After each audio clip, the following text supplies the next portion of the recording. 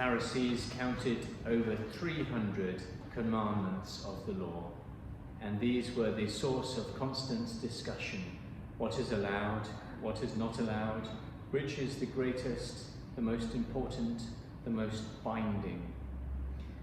So a scribe in today's gospel wants to get Jesus into this kind of discussion, hoping that he'll be able to trick him and make Jesus look a bit foolish in the eyes of the listeners.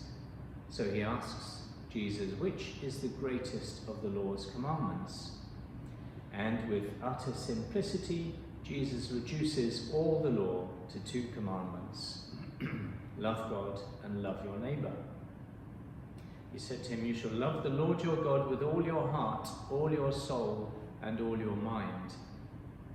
In other words, the love of God must be a total response without any distraction or any competition. The second is like it, you shall love your neighbour as yourself. To love your neighbour is also to love God. And to love God is to recognize his likeness and image in all those around us.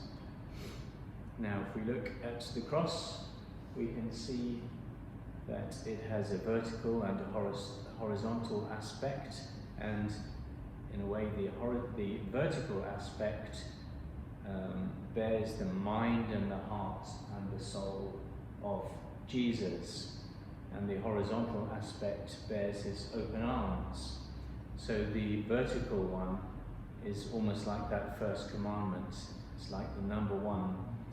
We must worship God, praise him, and be obedient to him.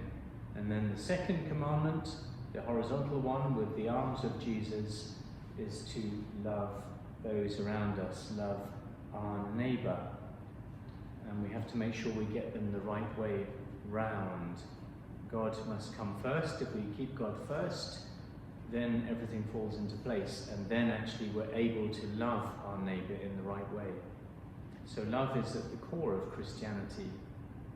And this overrules the Jewish need to perform any further Holocaust or sacrifice, which they were doing at that time.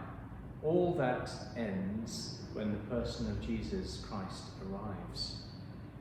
So the motivation of Christian behaviour is not a law to be feared, as the Pharisees would say, but a person to be loved, the person of God and the person of our neighbour.